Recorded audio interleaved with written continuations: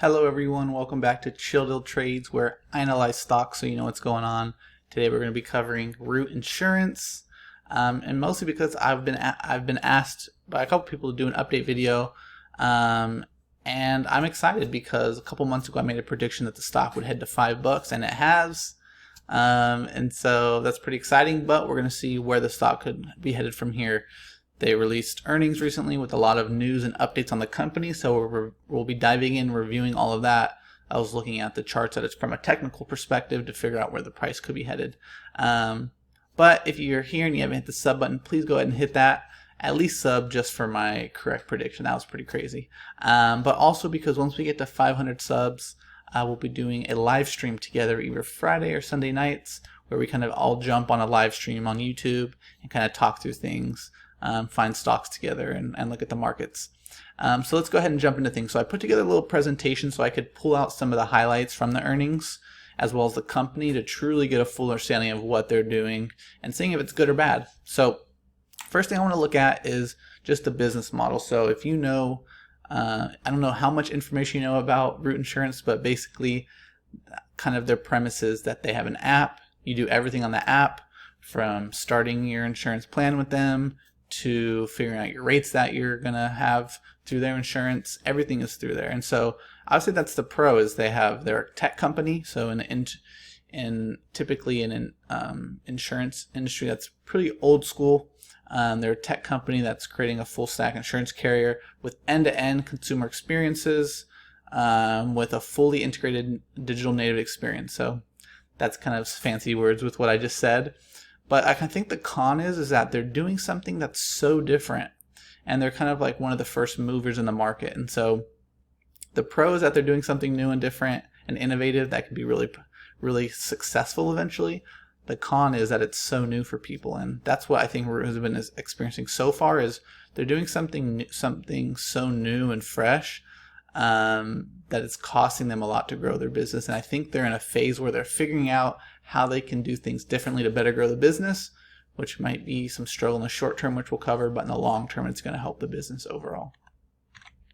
So the next thing I want to look at is, I don't know why I have this so far to the edge, but the main thing I want to call it from their earnings is that it's costing them more money to make less money. So when we kind of go up here, we see obviously COVID was a rough year for, I think all insurance companies, because nobody was driving.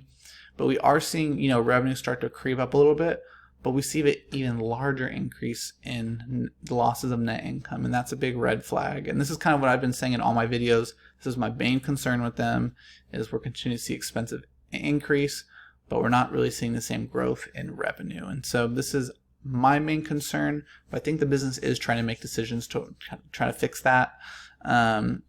Something that I would say the pros and cons, we'll talk about the Carvana partnership in a minute, but they still do have about $1 billion in cash, which is good because they're going to continue to burn money, and we'll get into some of the numbers they think they're going to burn.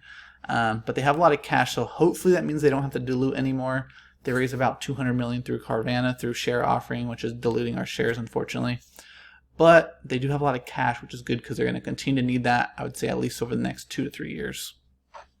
To dive into the numbers a little bit more, so they reported a loss of $189 million, 72 cents per share, which is way higher than the estimate, and that's what I think is the big red flag, as I've continued to say. But when we compare it to a year ago, it was a $33 million loss. So just spending a buttload of money to try to figure out and solve the business issues. And again, like we said here, about 90 million in revenue, but down year over year, so that's not so great. They kind of made some reasons why they believe that was, but we'll dive into more, maybe where the company could be headed. So I wanted to break down kind of like what I've all been saying, but I'll just reiterate it on a larger scale. So the main things we want to call out here, I kind of highlighted in yellow. So we see 89 million in total revenue. We're down from year over year, perspective. But the main call out, when we go to total operating expenses, we just see an explosion of operating expenses at a lower revenue number. So what is causing the business to spend so much money to keep this business going?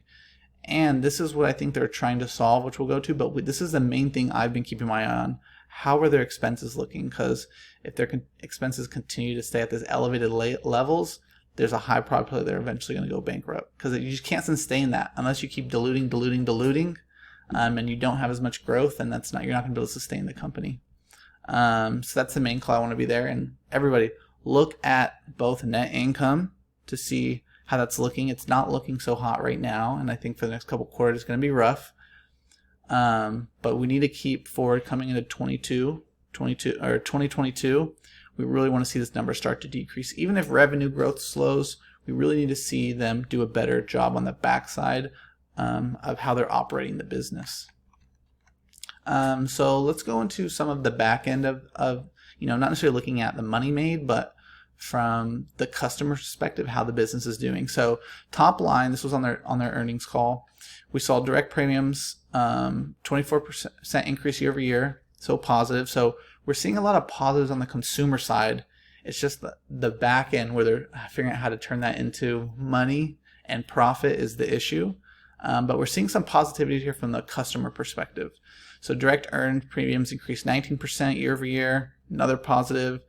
Direct accident per loss ratio was 88% from the second quarter, a 22% increase year over year. Okay, so one of the things they said, they thought there were more crashes this last year, potentially due to COVID reasons like that. But they say that they are seeing some improvements post-COVID, 2020, the really crazy COVID year. More importantly, we recorded a 23-point improvement from Q2 2020. So if we think about, we wipe away COVID year because a lot of craziness happened, they are seeing improvements from 2019, which is really important. 2020 was a crazy year for the insurance industry, but how are we doing against 2019? Are we making improvements? And they're saying they are seeing pretty drastic improvements there. And it says, demonstrating how significantly we've improved performance, stripping away the impacts of the pandemic, like I just mentioned. So compared to 2019, we are seeing really big improvements on the back end in terms of premiums, people come to the network, things like that. So something else I want to bring up is we're seeing, I mentioned before, more revenue decline coming based on what they've said on the earnings call, but eventually much lower costs. So when we break down this paragraph, they're saying they're expecting a decline in top line measures. So that kind of tells me that revenue is going to be declining moving into the second half of 2021, which is not great. And I think that's what's happening with the stock. Why did the stock go down so much over the last week? People I think are starting to price in this expected lower revenue moving forward into 2021. So it said, expecting decline in top line measures, lapse period of high growth and significantly higher marketing spend, while we prioritize building out new channels at lower spend. So as I kept saying, their operating expenses, they're trying to figure out ways to decrease that marketing expenses and operating expenses. Even if it means their revenue is going to come down a little bit, they're trying to really improve the metrics of the business to become profitable. So, and again, in the short term, it's going to suck because we're going to see lower revenue, but these are really important transitions for the long term of the business. So they said we're expecting quarterly operations losses to stay elevated in Q3 2021. That's why people are selling off. And a little bit less declines in Q4 2021 while they focus on efficient marketing channels.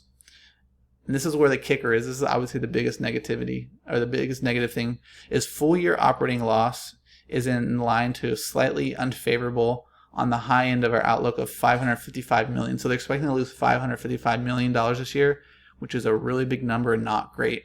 But as I mentioned, they're making changes and adjustments to help decrease their operating expenses and their expenses for the business, which will help their profitability in the long term. So short term sucks, long term, they're making some good moves. Kind of going off the same thing, we're significantly reallocating and reducing our marketing spend, impacting near-term growth, as I mentioned, for higher efficiencies, growth in the future, long-term. Everyone here watching this video, you're probably either seeing this big dip as a short-term opportunity or you're already a long-term lover of this company. And so, as I said, short-term is going to suck, but long-term it can be really positive.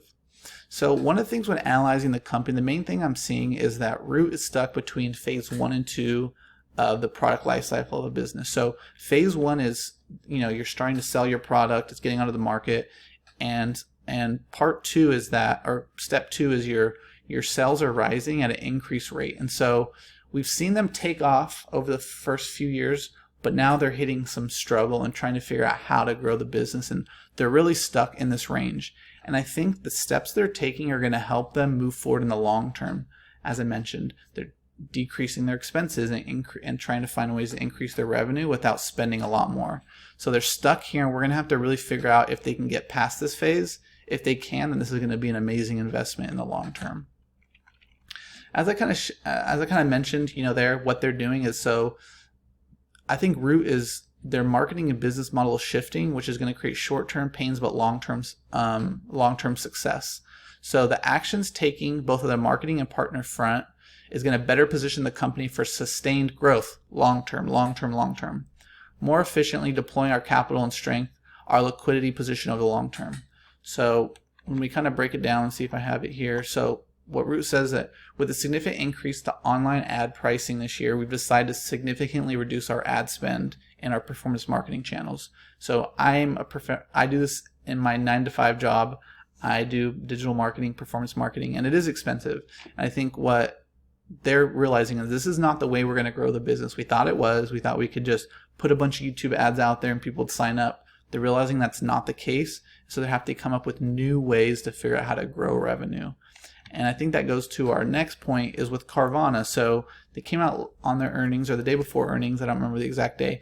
But they've made a partnership. Both Carvana's made an investment into Root, which is a really big positive. Someone believes in them.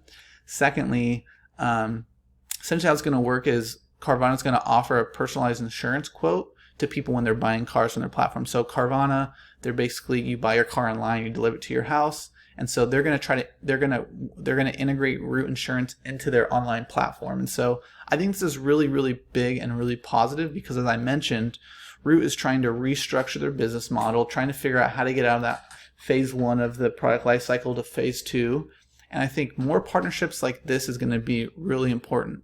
The con is it says an exclusive partnership, so I don't know if that means that Root can do this with other companies. But if they can continue to find more partnerships, and I would call it organic growth. Obviously, Carvana is probably getting some kind of, they're making money from this in some regard, but this is more of organic growth for the company. And this is what's really going to help scale the business. And so we're going to look at how successful this is coming into Q3. We'll see Carvana's been blowing up, so we'll see if that helps the Root business. And if it does, this is going to be really, really key point for Root growing in the long term. A couple of things that we just need to keep an eye on for the stock. The shorts still control this, so Root Insurance, the stock's always always between 20 and 40% short float, and the shorts still control it. And until we see a big shift in the structure of how people are shorting the business, I still think this makes it a risky long-term play. I think you get short squeezes here or there, but in the long term, it still makes it a risky play. We're going to really need to see some foundational structural changes in the business. As I said, spending less money to make less money and start spending less money and making more money. That's a shift we want to see. And I think until that happens, we're still going to see an elevated short float, which makes this a really risky bet. A positive, there's positives out there. So we saw that $100 million of institution money came in this last week. So as the stock has dropped off significantly after the quarter, specifically one company bought about 60 million worth of shares. This is positive. We saw a big buy in their IPO. Some people first came in at the high price, and we saw pretty low, but we're starting to see a bigger push in Q3, which is where we're going to keep an eye on, is if this can stay elevated. And lastly, I just want to share some of my thoughts. So I think Root Insurance is an amazing company with amazing potential. The problem is they're trying to do something that's never been done in an industry, which means it's very, very expensive to do that. And I think that's going to potentially at least be the problem for the company over the rest of 2021 into 2022. I like that they're shifting the business model away from just trying to acquire customers through advertising and finding more partnerships. I think that's going to be really, really beneficial in the long term. But on the flip side of that, I'm worried that they're going to have to continue to raise money through diluting shares. They sold shares to Carvana in that partnership, and I'm worried they're going to have to do more of this to make the business successful over the couple years. If they dilute shares, that's bad for you. And lastly, I think it is an intriguing buy at $5 for a starting position, but you have to realize your risk. You're either going to make a lot of money or lose a lot of money. But that's all I have for you guys. Thanks for tuning in, and I'll talk to you again soon because I make multiple videos.